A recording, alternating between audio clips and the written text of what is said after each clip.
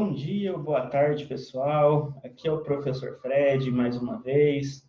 E hoje a gente vai trabalhar com o conteúdo de linguagens, específico da área de artes, do PET do volume 3, segundo ano.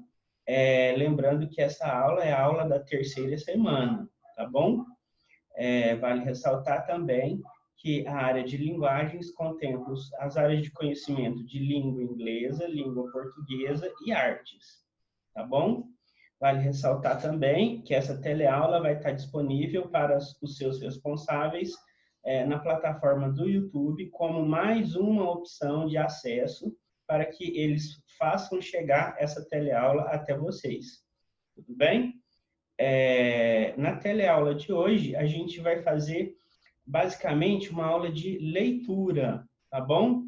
Nada impede de vocês, na verdade, é muito importante que vocês estejam com o material do PET em mãos para poder acompanhar essa teleaula, tá certo?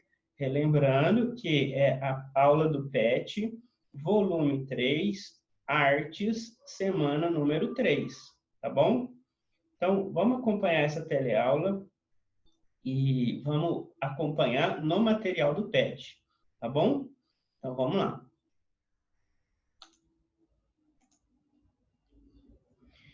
Então, pessoal, como eu disse, é uma aula de leitura que está falando a respeito da história do cinema. Então, nós vamos fazer essa leitura juntos. À medida que for necessário, eu vou parar um pouco a leitura para fazer algum comentário pertinente, tá bom? Então, vamos lá. História do cinema brasileiro. Podemos dizer que a história do cinema no Brasil começa em julho de 1896, quando ocorre a primeira exibição de cinema no país, na cidade do Rio de Janeiro. No mundo, o cinema tem início em dezembro de 1895, na cidade de Paris. A película exibida foi A Saída dos Trabalhadores da Fábrica Lumière, dos irmãos Lumière. Inicialmente, o cinema era mudo e somente na década de 1930 surge o cinema falado. Em 1887, depois da estreia cinematográfica no país, surge a primeira sala de cinema aberta ao público na capital carioca, por incentivo dos irmãos italianos Pasquale Segreto e Afonso Segreto. Eles foram os primeiros do cinema no Brasil, considerados os primeiros cineastas do país, uma vez que realizaram gravações da Baía de Guanabara em 1898. No ano seguinte, Pasquale Segreto realizou uma filmagem na cidade de São Paulo durante a celebração da unificação da Itália. Aí, pessoal, a figura número 1, o que a gente tem? Selos de homenagem ao cinema brasileiro, e exibem as imagens de Adhemar Gonzaga, Carmen Miranda, Carmen Santos e Oscarito, tá certo? Que são ícones dessa primeira geração do cinema no Brasil, tá bom? Então, vamos continuar. No entanto, foi somente no início do século XX que São Paulo tem sua primeira sala de cinema chamada Bijou Theatre. Deve ser francês, né? Bijou Theatre. Então, a Bijou Theatre é a primeira sala de cinema de São Paulo, tá certo? Lembrando que antes já tinha uma sala de cinema no Rio de Janeiro. Então, essa é a primeira do estado de São Paulo, tá bom? Figura 2, fachada do Bijou Theatre, primeiro cinema da cidade de São Paulo, ok? Um dos problemas iniciais da produção do cinema no país era a falta de eletricidade, que somente foi resolvida em 1907 com a implantação da usina Ribeirão de Lages, no Rio de Janeiro. Após esse evento, os números de salas cresceram consideravelmente na cidade do Rio de Janeiro, chegando a ter cerca de 20 salas de exibição. Século XX e o crescimento do cinema no Brasil. No início, os filmes eram de caráter documental. Em 1908, o cineasta luso-brasileiro Antônio Leal apresenta sua película Os Estranguladores, considerado o primeiro filme de ficção brasileiro com a duração de 40 minutos. Anos depois, em 1914, foi exibido o primeiro longa-metragem produzido no país pelo português Francisco Santos, intitulado O Crime dos Banhados, com mais de 2 horas de duração. Entretanto, após a Primeira Guerra Mundial, 1914-1918, ocorre uma crise do cinema brasileiro, o qual fora dominado por produções estadunidenses, cinema de Hollywood, enfraquecendo assim o cinema nacional. Por conseguinte, na década de 20 e 30, o cinema brasileiro atinge grande expansão com as publicações das revistas de cinema para todos, Selecta e a Cinearte, e ainda com produções que se espalham por vários cantos do país, denominado os ciclos regionais. Foi na década de 30 que foi criado o primeiro grande estúdio cinematográfico do Brasil, a Cinédia. As produções mais importantes dessa época foram Limite, 1931, de Mário Peixoto, A Voz do Carnaval, 1933, de Adhemar Gonzaga e Humberto Mauro, e Ganga Bruta, 1933, de Humberto Mauro. Aí a gente tem a segunda imagem, né? É uma cena do filme Ganga Bruta, 1933, e aí a gente tem outra cena. Eu imagino que esse que está em pé aqui, ó, encarando, é o Grande Otelo, que era de Uberlândia, tá certo? Inclusive, quando ele morreu, ele foi enterrado aqui na cidade de Uberlândia, tá bom? Então aí, ó, figura 4, cena de Moleque Te Amo, que teve como protagonista o grande célebre ator Grande Otelo, que eu falei, é ele que está aqui, é o centro, né, em destaque na cena, e, relembrando, ele é de Uberlândia, tá ok? Ele era de Uberlândia, né? Então, vamos continuar. Criação da Vera Cruz. Em 1949, foi criado o estúdio Vera Cruz, baseado nos moldes do cinema americano, em que os produtores buscavam realizar produções mais sofisticadas. Mazzaropi foi o artista de maior sucesso do estúdio. Então, o Mazzaropi, inclusive, depois ele criou o estúdio de cinema dele, né? Foi vamos falar assim, uma fase do cinema brasileiro que teve maior quantidade de produção, né? Graças ao Mazzaropi, tá certo? A Vera Cruz representou um marco na industrialização da cinematografia nacional. Nessa época tem destaque o filme O Cangaceiro, 1953, o primeiro filme brasileiro a ganhar o Festival de Cannes. Em 1950, foi criada a primeira emissora de televisão do Brasil, a TV Tupi, e muitos atores da Vera Cruz passaram a atuar na Tupi. No ano de 1954, quando a Vera Cruz faliu, surgiu o primeiro filme brasileiro a cores, Destino em Apuros, de Ernesto Remani. De caráter revolucionário, o cinema novo se consolidará nos anos 60, focado nas temáticas de cunho social e político. Na década de 1950, já foram produzidos filmes considerados percussores do cinema novo, como Rio 40 Graus, de Nelson Pereira dos Santos. Do cinema novo, destacam-se as produções do cineasta baiano Glauber Rocha, Deus e o Diabo na Terra do Sol, 1964, e O Dragão da Maldade contra o Santo Guerreiro, 1968. Aí está o encarte, né? Acredito que isso aí, pelo formato e pela informação que a gente tem aqui na imagem, isso aí é um DVD, né? Do filme de 1964, 1950, né? Do Cangaceiro, né? Então, a informação é 1953, figura 5, cartaz e sinopse de O Cangaceiro, em 1953, de Lima Barreto. Ok? Cinema marginal ou Udgrud.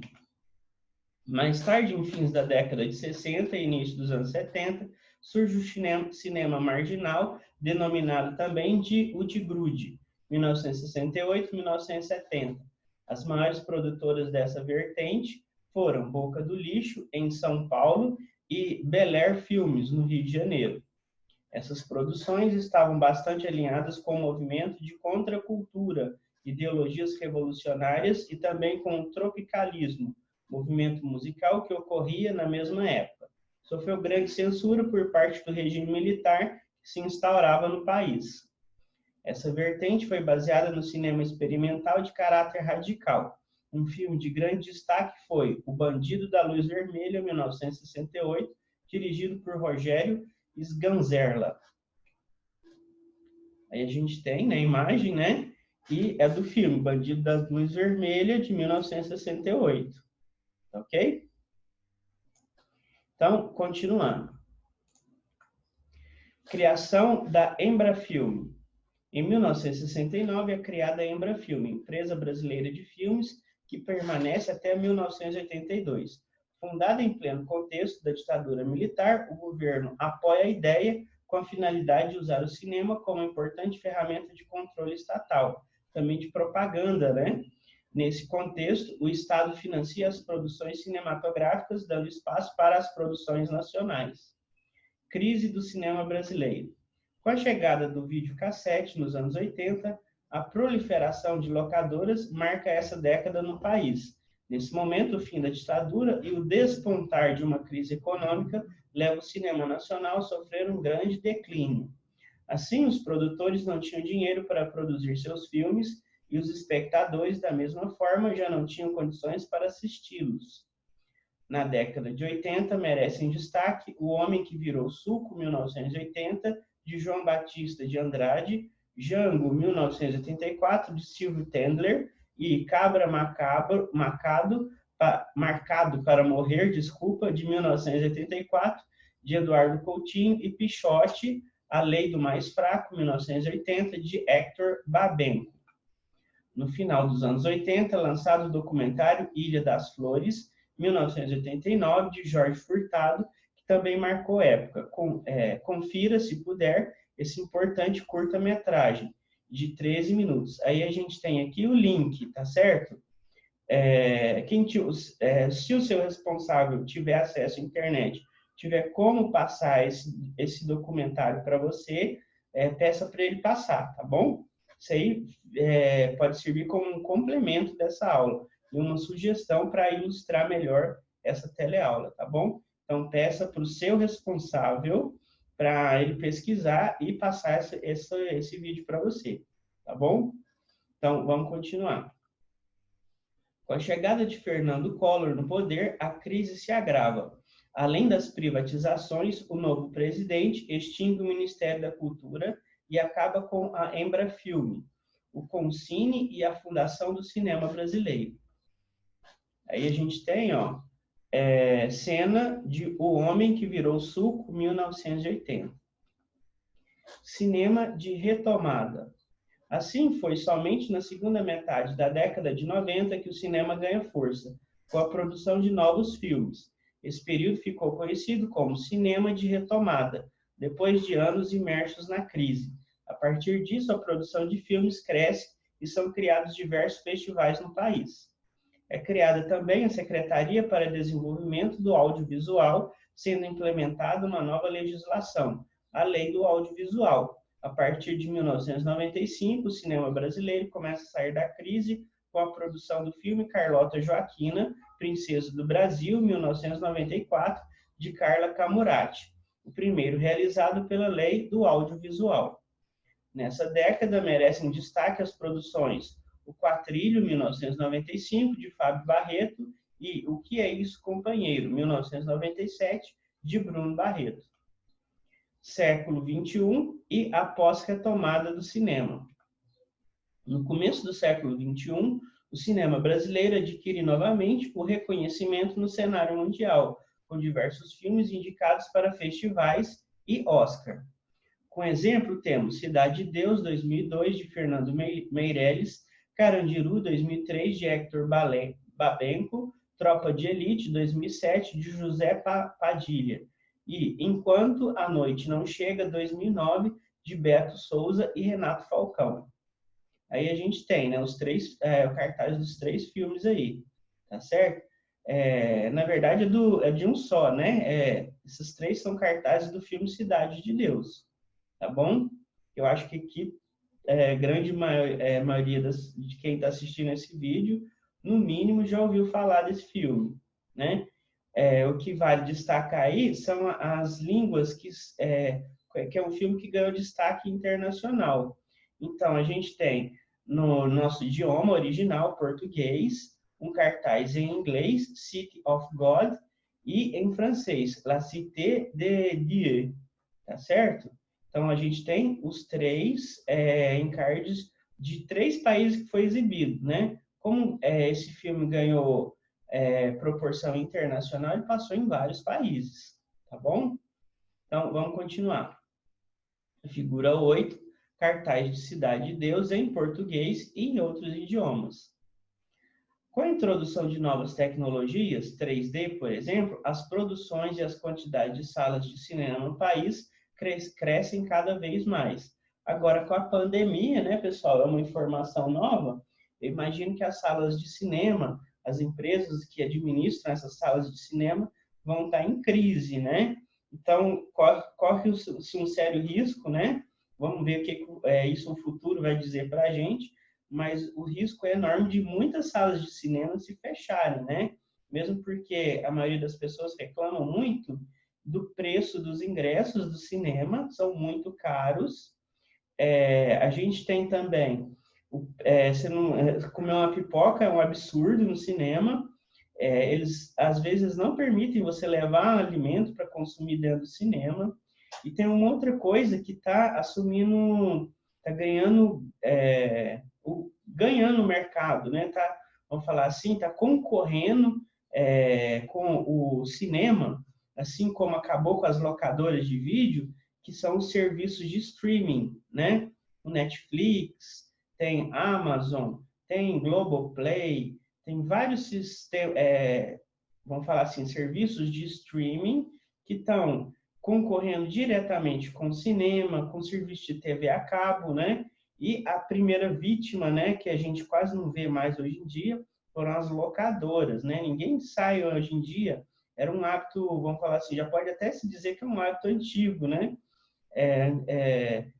Era o programa de final de semana, você ir numa locadora para alugar um filme, né? O mais antigo, nos primórdios da locadora, tinha até o problema de você devolver a fita sem rebobinar, você pagava até multa, né? Depois vieram os DVDs e os Blu-rays, só que agora com o acesso fácil e barato que é proporcionado pelos serviços de streaming, né? Tem muito filme que está sendo lançado direto no streaming, não está nem indo para o cinema, né? Ainda mais agora com essa pandemia, que os cinemas estão todos fechados, filmes que antes iam ser lançados nas salas de cinema, por não ter cinema funcionando, foram lançados direto no streaming, né? Então, o streaming é uma ameaça para essas empresas de cinema também, ok? Então, vamos continuar aí, ó. Alguns pesquisadores da área denominam o período como a pós-retomada do cinema brasileiro, em que a indústria cinematográfica do Brasil se consolida. Então, aí a gente tem Minha Mãe é uma Peça 3, né? Então, foi criada uma personagem de televisão, né? Que ganhou cinema e agora já está no 3º filme. Então, essas produções estão dando um novo fôlego para o cinema no Brasil, né? Mas vamos ver o que vai ser do cinema, principalmente o cinema brasileiro, depois dessa pandemia, né?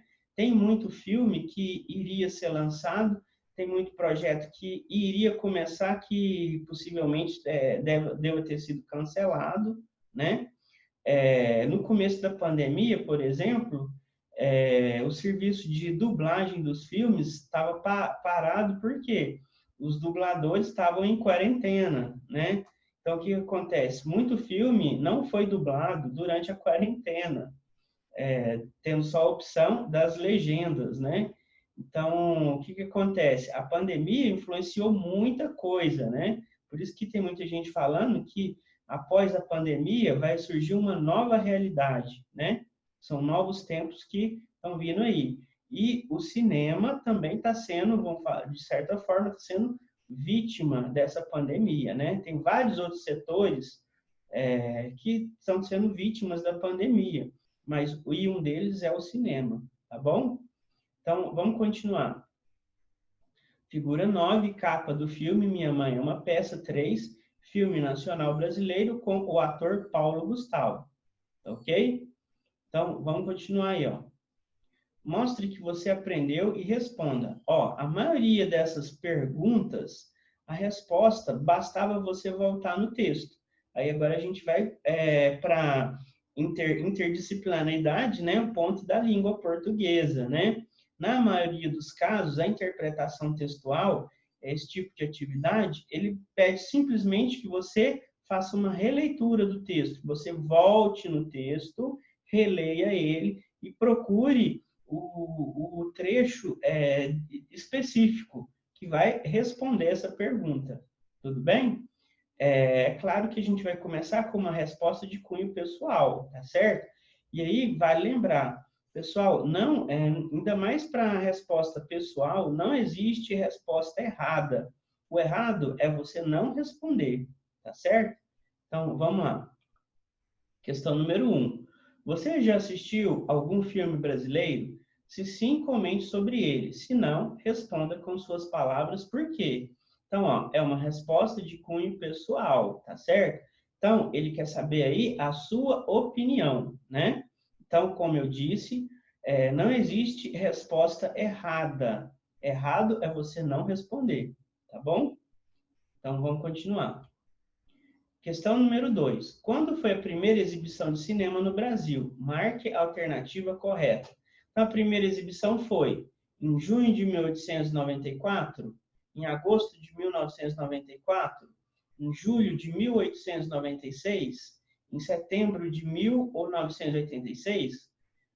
Quando que foi? Em julho de 1896. Então, isso é uma informação que está lá no texto, tá bom?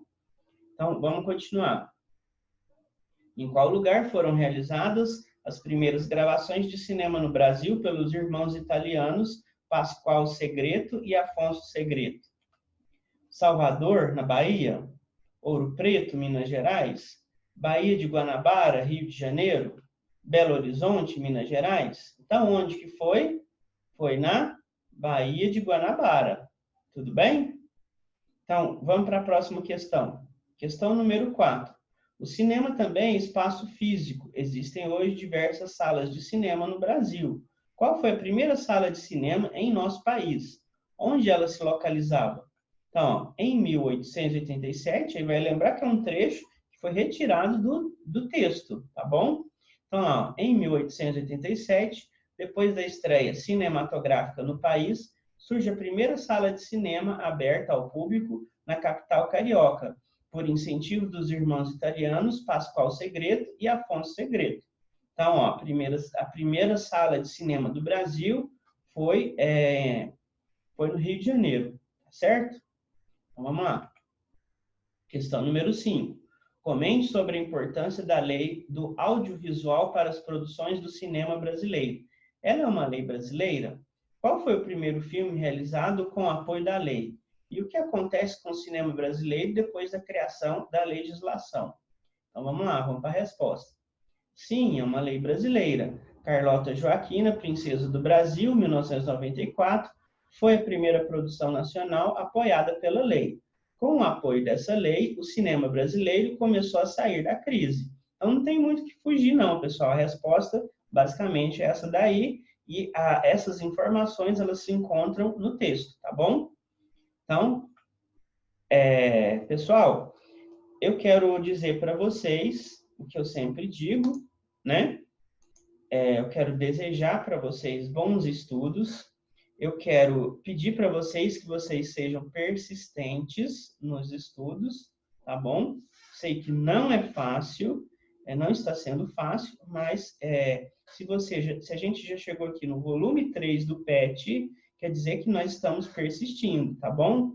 Eu espero que vocês estejam estudando e que estejam aproveitando essas teleaulas, tá bom? Um grande abraço para vocês e até a próxima teleaula.